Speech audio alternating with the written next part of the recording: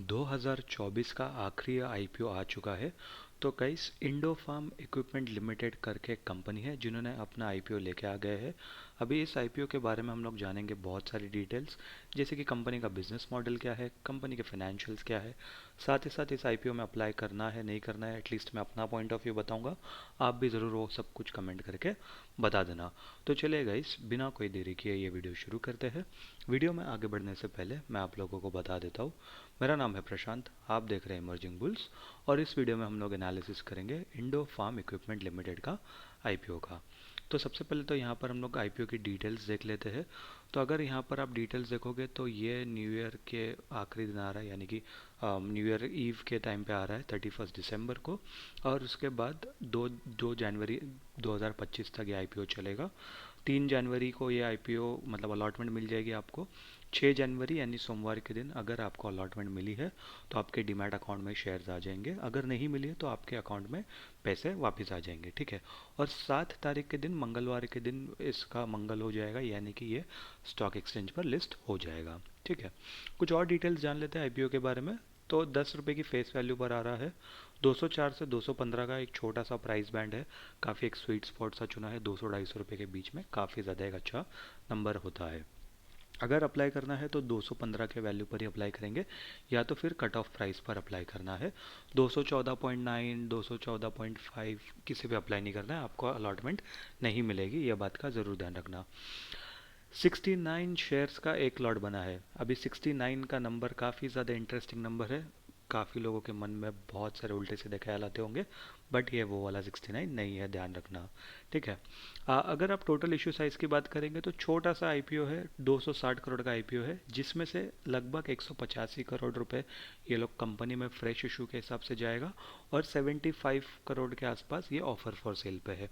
तो इसका जो रेशो बन के आ रहा है वो लगभग लगभग 28% का ऑफर फॉर सेल है और 72% के आसपास का फ्रेश इशू है, यानी कि कंपनी के पास जाएगा ये जो भी पैसा है।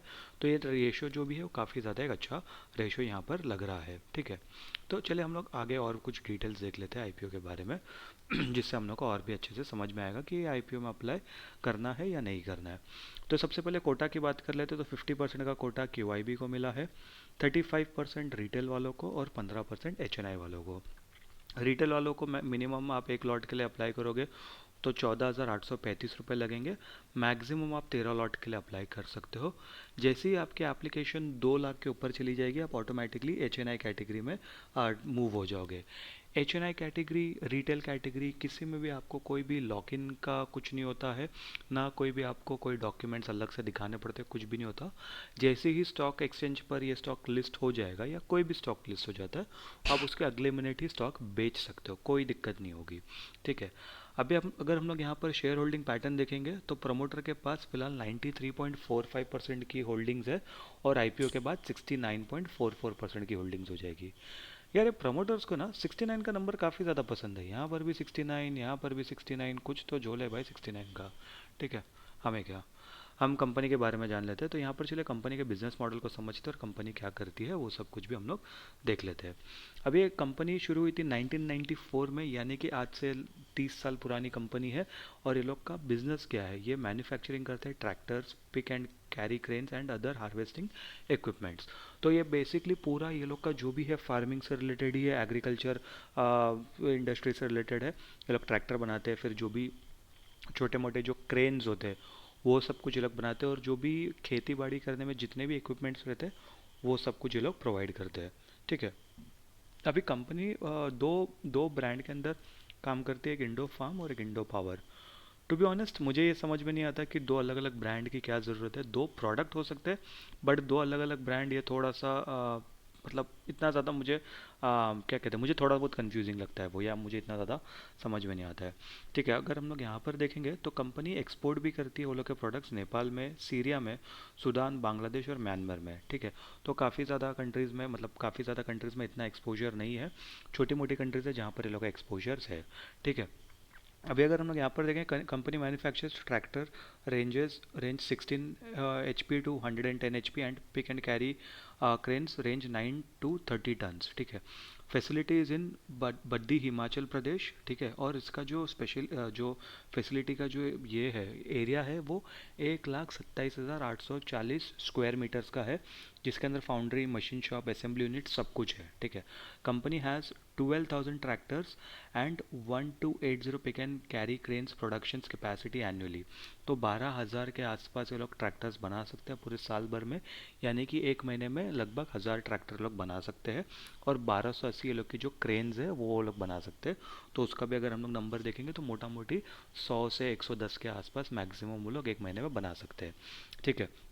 अभी ये तो ऑलरेडी ये लोग ने दिया है कि ये कंपनी का जो भी है ये 1,27,840 स्क्वायर मीटर का जो भी एरिया है और हिमाचल प्रदेश में वो ऑलरेडी ऊपर दिया है, तो हम लोग उसको छोड़ देंगे, ठीक है। They have acquired additional industrial land near the current facility to build a new pick and carry crane manufacturing unit aiming to increase capacity by 3,600 units per year. तो ये काफ़ी ज़्यादा एक अच्छी बात है, जहाँ पर ये लोग का जो अभी 1280 के आसपास ये लोग पिक एंड कैरी क्रेन्स बना रहे हैं, तो इसको वो लोग इंक्रीज़ करके 3600 के आसपास करना चाहते हैं, मतलब हर साल के हिसाब से, ठीक है।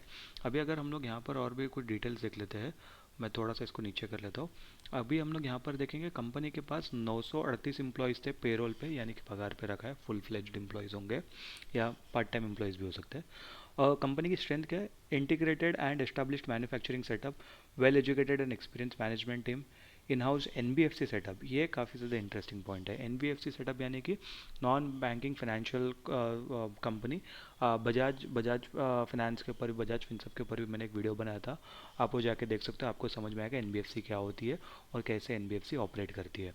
तो ये लोग मतलब मेरे हिसाब से ये लोग ऐसा कर रहे हैं कि ये लोग खुद के ट्रैक्टर जब कोई खरीदने आता होगा, कोई भी किसान खरीदने आता होगा, तो उसके बाद अगर पैसे नहीं उतरेंगे तो ये लोग फाइनेंस भी अपने ही खुद की कंपनी से करवा के देते रहेंगे।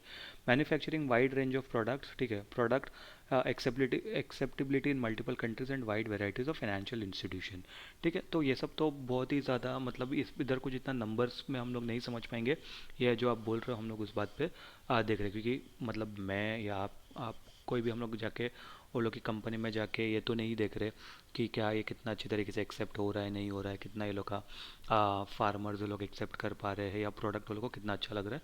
वो तो जब हम लोग फार्मर से जाके बात करेंगे तभी समझ में आएगा। बट वो सब जो बड़े बड़े जो एकदम इन्वेस्टर्स लोग होते हैं ना, म्यूचुअल फंड इन्वेस्टर्स, बड़े बड़े एच एन आई, वो लोग D I eyes F I eyes, वो लोग ये सब एक्चुअली चेक करते हैं, ठीक है।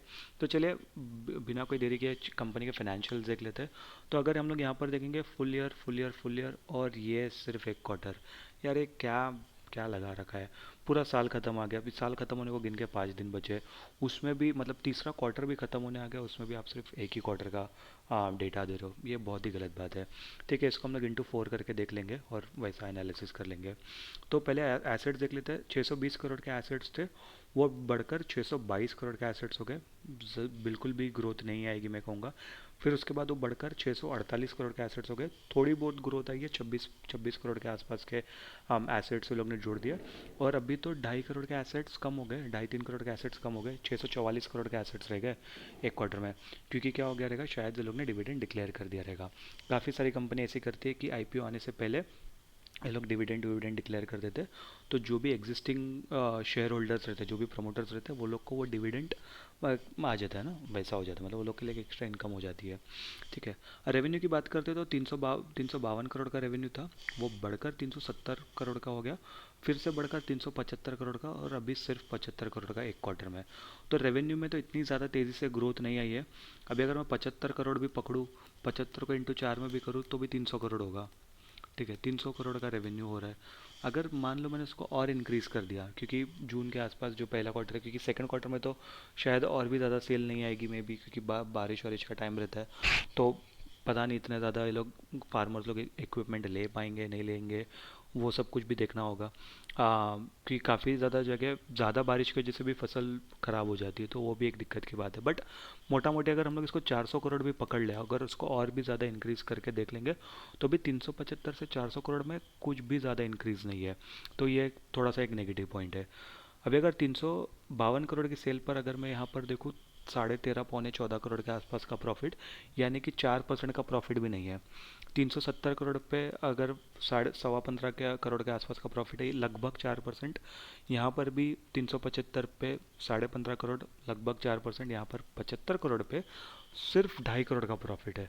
तो मतलब 3% के आसपास का प्रॉफिट चल रहा है। 3% के मार्जिन पर आप कितना ही कमा लोगे। ये कहीं ना फिलहाल मुझे कंपनी के फाइनेंशियल्स इतने ज़्यादा अच्छे बिल्कुल भी नहीं लग रहे। बोरोविंग्स देख लेते हैं। 275 करोड़ की बोरोविंग्स थी, बढ़कर 280 करोड़ हो गई। फिर से 10 करोड़ कम हो गए, 270 करोड़। और ये अभी यहाँ पर 245 करोड़ की बोरोविंग्स है। तो अभी फिलहाल तो कंपनी के जितने भी फाइनेंशियल मतलब एसेट्स देख लो, रेवेन्यू देख लो, प्रॉफिट आफ्टर टैक्स देख लो, नेटवर्थ भी देख लो, नेटवर्थ में भी कुछ ज़्यादा इंक्रीज नहीं आया है। बोरोविंग्स भी देख लो, तो इतना ज़्यादा कुछ क्या कहते हैं मतलब एक मस्त वाला फाइनेंशियल्स नहीं लग रहा है यहाँ पर। इतना ज़्यादा ना मज़ा नहीं आ रहा देख कर। कुछ और डिटेल्स देख लेते हैं, थोड़ा और अच्छा समझ में आ जाएगा हम लोग को कंपनी के बारे में।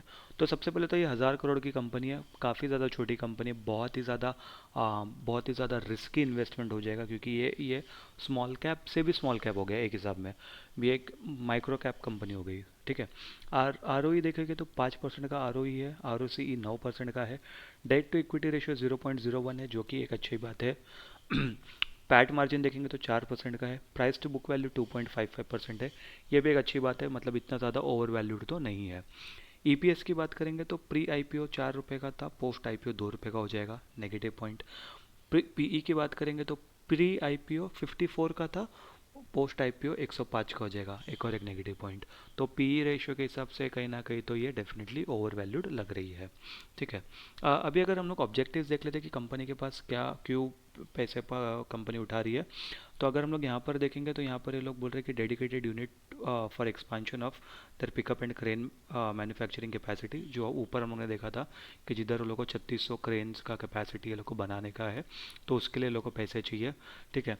और फिर उसके बाद रीपेमेंट और प्री पेमेंट इन फुल और part of certain borrowings availed by the company.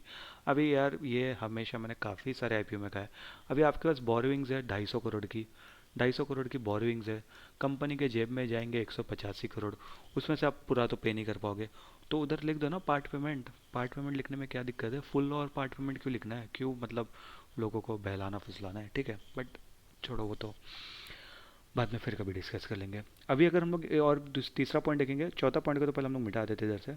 General corporate purpose कुछ कुछ मतलब का नहीं है। Further investment in NBFC subsidiary Baroda finance limited for financing the augmentation of its capital base to meets its future capital requirement. तो ये लोग investment भी करने, ये लोग की जो एनबीएफसी जो है बरोडा फाइनेंस लिमिटेड, इसके अंदर लोग को पैसे डालने हैं, ताकि ये लोग का जो भी फ्यूचर में ये लोग को जो भी लोन वोन देने होंगे, तो उसके लिए लोग का कैपिटल रिक्वायरमेंट वो फुलफिल हो, यानी कि मीट हो। तो अभी अगर ये तो कंपनी का एनालिसिस कर लिया, अभी अगर मैं मेरा पॉइंट ऑफ व्यू बताऊँ, तो सच कहूँ तो मुझे कंपनी का जो बैलेंस शीट मतलब एज इन जो ये हम लोग ने फाइनेंशियल देखे, मुझे बिल्कुल भी अच्छे नहीं लगे। रेशियोज बहुत ही ज़्यादा बेकार से लग रहे हैं मुझे, सच कहूँ तो। सिर्फ डेट टू इक्विटी रेशियो एक अच्छा है, प्राइस टू बुक वैल्यू एक अच्छा है। पैट मार्जिन 4% के पैट मार्जिन पे आप कितना सर्वाइव कर पाओगे, इसका मुझे कोई आइडिया नहीं है। आर बहुत ही ज़्यादा कम है, आर बहुत ज़्यादा कम है, कंपनी भी बहुत ज़्यादा छोटी है, सिर्फ 1000 करोड़ की कंपनी है। तो इसके ये कभी भी कंपनी बंद भी हो सकती है। बट मतलब लेकिन ऐसी कंपनी में एक अच्छी बात ये भी होती है कि अभी ये 1000 करोड़ से 10,000 करोड़ बनने को ये लोग को ज़्यादा टाइम भी नहीं जाता है। तो यहाँ से उसके वैल्यू 10 टाइम अनलॉक भी हो सकती है। लेकिन पंगा ये है कि कंपनी का बोरोविंग्स भी बहुत ज़्यादा है, बोरोविंग्स तेज़ी से कम नहीं हो रही है, रेवेन्यू तेज़ी से बढ़ नहीं रहे हैं, एसेट्स भी नहीं बढ़ रहे हैं। अगर कहीं ना कहीं रेवेन्यू और प्रॉफिट अगर होते, या फिर अगर रेवेन्यू भी कांस्टेंट रहता बट प्रॉफिट मार्जिन अगर अच्छा खासा होता 10 12 13% का, तो कहीं ना कहीं एक बार सोच सकता था मैं इन्वेस्ट करने का। फिलहाल तो मैं इस आईपीओ को मैं अवॉइड करूंगा। मैं 2 4 6 क्वार्टर वेट करूंगा, देखूंगा कि कंपनी कैसा परफॉर्म करे टेक्निकली फंडामेंटली, उसके बाद मैं कहीं ना कहीं इसके अंदर इन्वेस्ट करने का सोचूंगा। आप ज़रूर कमेंट करके बताना कि क्या आप इसके अंदर इन्वेस्ट करने का सोच रहे हो, तो क्यों इन्वेस्ट करना है, क्यों नहीं इन्वेस्ट करोगे। जो भी होगा आप कमेंट करके ज़रूर बताना। आई होप आपको ये वीडियो पसंद आया होगा। वीडियो अगर पसंद आया होगा तो वीडियो को लाइक कर देना, चैनल को सब्सक्राइब कर देना, नोटिफिकेशन की घंटी दबा देना, साथ ही साथ अपने रिलेटिव्स के साथ और अपने दोस्तों के साथ ये वीडियो शेयर कर देना। मैं मिलता हूँ आपसे अगले वीडियो में, तब तक के लिए गुड बाय।